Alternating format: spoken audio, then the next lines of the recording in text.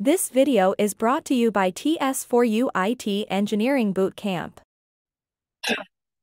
তো প্রথম চারটা ব্রেক করার পরে আমরা কিন্তু চারটা এক করে দিয়েছি কিন্তু ঠিক আছে এই চারটা এক করে দিয়েছি কিন্তু এটা কিন্তু নতুন গুলো চলে আসছে দেখেন মনে আছে আমরা এতক্ষণ যতগুলি শিখেছি সব কিন্তু অ্যাক্টিভ ভয়েস যেটা দিয়ে আমরা কথাবার্তা বলি এখন চলে আসছিল প্যাসিভ ভয়েস প্যাসিভ এটা বলে পিজি ওকে প্যাসিভ ভয়েস কিন্তু ডিফারেন্ট ঠিক আছে অ্যাক্টিভ থেকে প্যাসিভ ভয়েস হলো ব উইল বি প্রেজেন্ট ফর্ম ব প্লাস হবে ব প্লাস হবে না ব প্লাস হলো ব প্লাস হলো না ল প্লাস হলো ল প্লাস হলো না এটা হলো প্যাসিভ ভয়েস ব প্লাস হবে উইল বি পাস্ট পার্টিসিপল ব প্লাস হবে না ওন্ট বি পাস্ট পার্টিসিপল ব প্লাস দ্য হবে কি question will subject be past participle ব প্লাস হবে না কি won't subject be past participle ওরা এখানে এখানে হবে দিবে এখানে হবে দেয় নাই ঠিক আছে এটা আপনাকে আমার ভিডিও দেখে করতে হবে ব প্লাস হবে নর্মাল হচ্ছে অ্যাক্টিভ হচ্ছিল আমি যাই আর আমার যাওয়া হবে আমি খাই বাট আমার দ্বারা খাওয়া হবে বলে না আমরা এটা হবে আপনাকে জিনিসটা জানেন পরে ভালো ইয়ে আছে আমি আপনাকে মানে এক্সাম্পল দিচ্ছি একটু পরে সেটা হচ্ছিল প্যাসিভ ভয়েস এখানে হচ্ছিল সবকিছুই পাস্ট পার্টিসিপল সবকিছুই পাস্ট পার্টিসিপল কিন্তু will be past participle won't be past participle will subject be past participle won't subject be past participle এখানেও চারটা রুল ব ল তল তছ অছ নি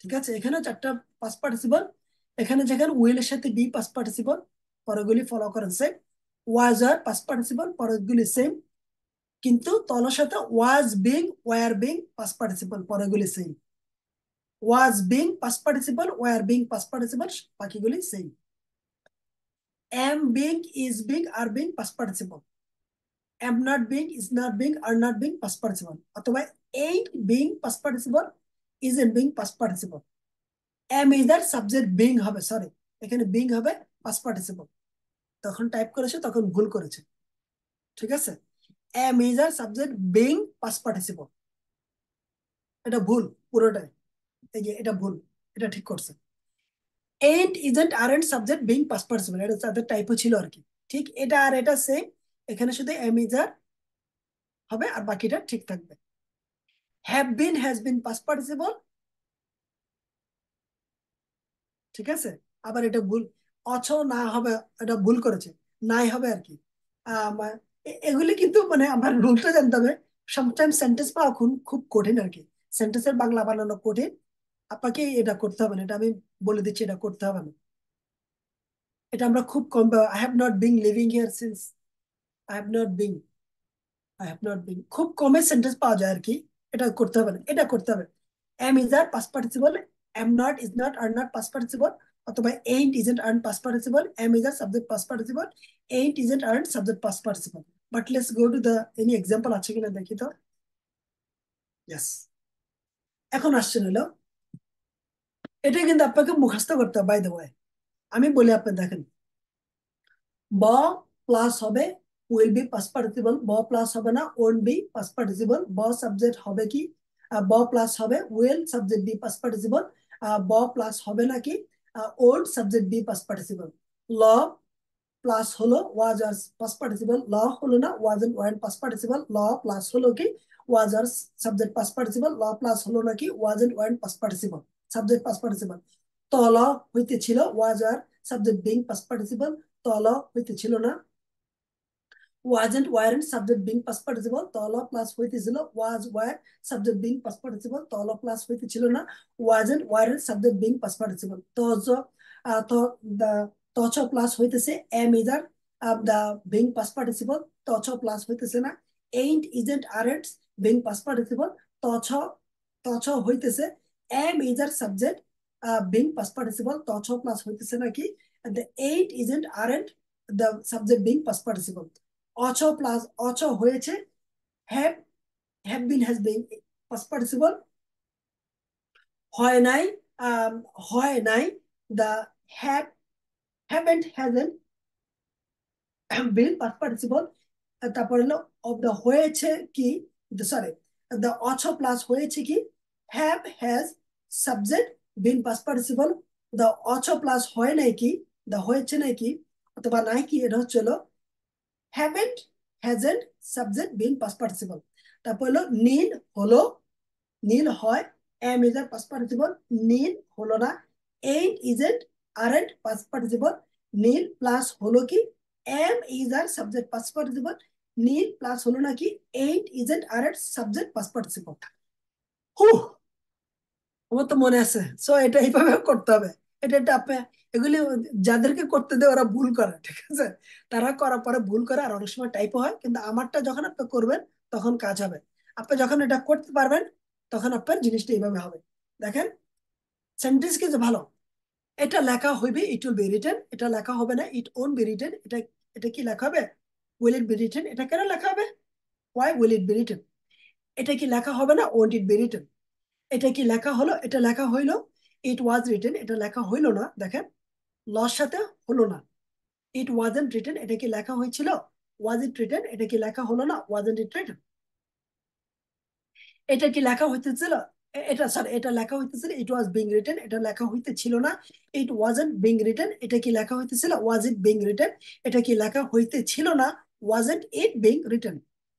এটা ভালো করছে অবশ্য। এটা লেখা হইতেছে, ইট ইজ বিং রিটেন, এটা লেখা হইতেছে না it is not being written, এটা কি লেখা হইতেছে, ইজ ইট বিং রিটেন, এটা কি লেখা হইতেছে না, ইজন্ট ইট বিং রিটেন। এটা লেখা হয়েছে ইট হ্যাজ বিন হবে, ইট হ্যাজ বিন রিটেন, এটা লেখা হয় না it has not been written, ঠিক আছে। এটা এটা দিলে হবে, আবার এটা দিলেও হবে। দেখেন এটা ওই যে লস সাথে আর অসর সাথে মিল আর কি, বেসিকলি দুইটা হয়। আহ,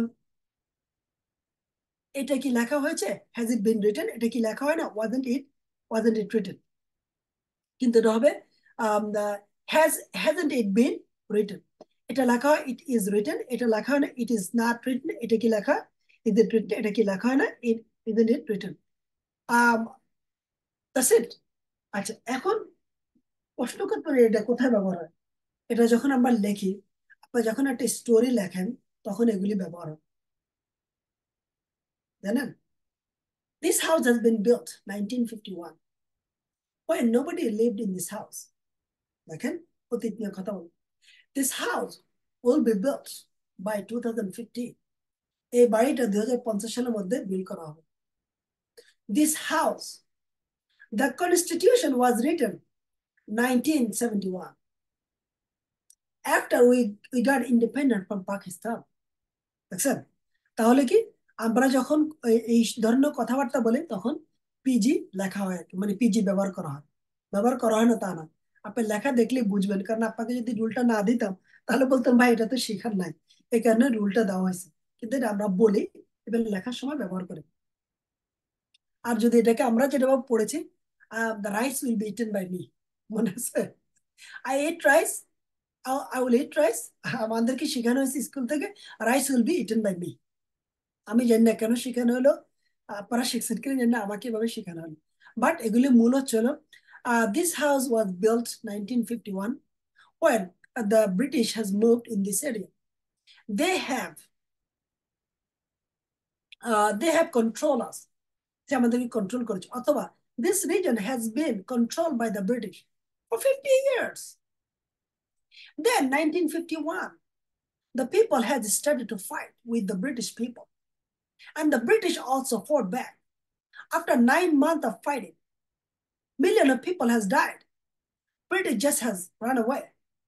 And 1951, this place has been independent. Since 1951, this place is independent.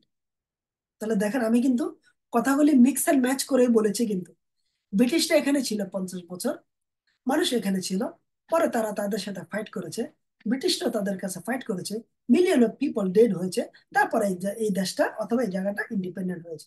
আমি এটাই বলেছি, এখানে কম্বিনেশন ছিল অ্যাক্টিভ প্যাসিভ সবকিছু মিলে।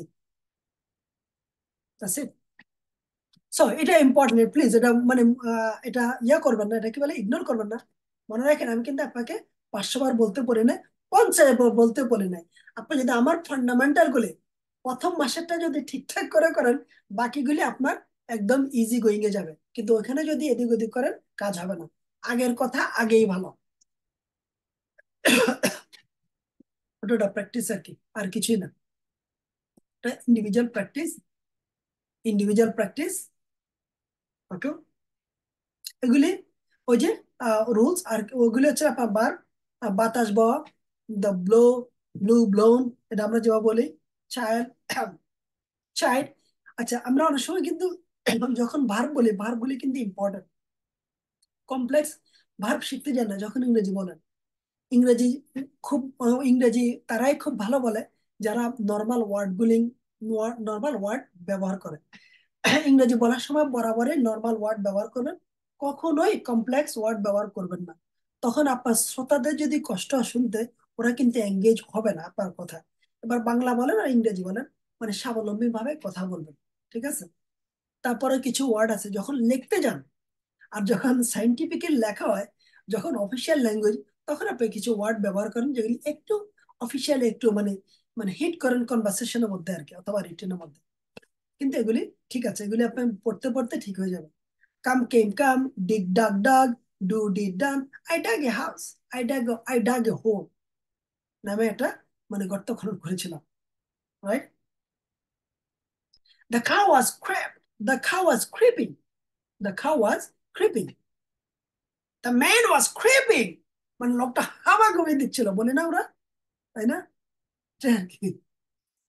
So you are clinging me, মানে আপনি আমার সাথে লাগিয়েছেন, বলি না?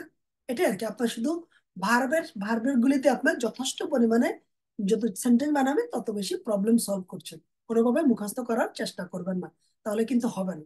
আপনি বরং সুন্দর করে বাংলা সেন্টেন্স বানাবেন, ইংলিশ সেন্টেন্স বানাবেন, তখন কাজে আসবে। আর এটা বেশি ইফেক্টিভ এবং প্রোডাক্টিভ হবে আপনার ব্রেনের মাসল গুলিকে বিল্ড করার জন্য, অথবা ব্রেনের ব্রাসলটা জিনিসটা খুব ভালো করে বোঝার জন্য এবং ব্রেনে বসানোর জন্য।